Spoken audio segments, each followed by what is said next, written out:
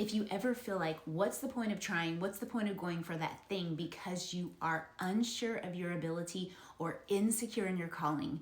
This is for you. Yesterday, I was hearing this message, I was reading this passage, and thoughts started to form in my heart because of these two sentences. And I want to share them with you because I feel like they are so helpful, especially if you feel stuck and you feel like you're unsure of your ability and insecure in your calling to move forward in that thing. The very first miracle Jesus performs is in John 2. It's at a wedding. It's turning the water into wine. If you know the story, you know how it goes. If not, basically what happens is they run out of wine, which is a huge embarrassment in that time.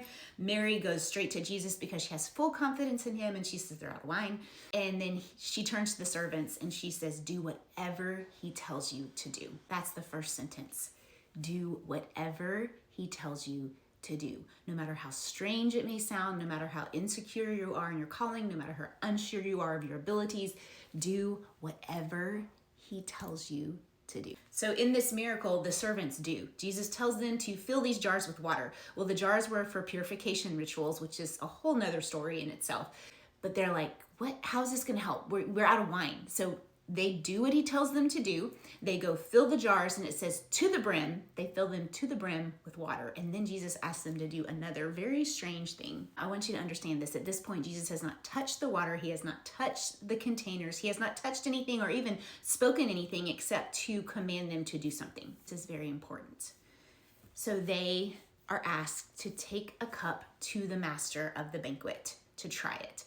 Now, we don't know at what point the water was turned into wine. We do know they knew it happened when it did happen. But what if it hadn't happened yet? And they're like, you want us to do what? You want us to take a glass of water to the master of the banquet when we're out of wine and ask him to try it? Do whatever he tells you to do, no matter how strange it may sound, no matter how unsure you are of your calling or your abilities. Do what he tells you to do. So they did.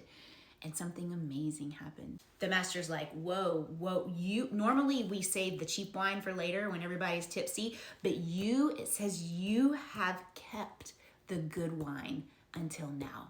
That's the second sentence. You have kept the good wine until now. Jesus keeps the best for last. So here's the encouragement. No matter where you're at, whether you're stuck in that insecurity of calling or unsure of your ability, hear this today. Jesus wills it to happen simply because of our obedience. It's not because we did anything grand. It's not because we turned water into wine. He turns our water into wine because we obey him and we have full confidence in him. Now, if it's his will, he will do it.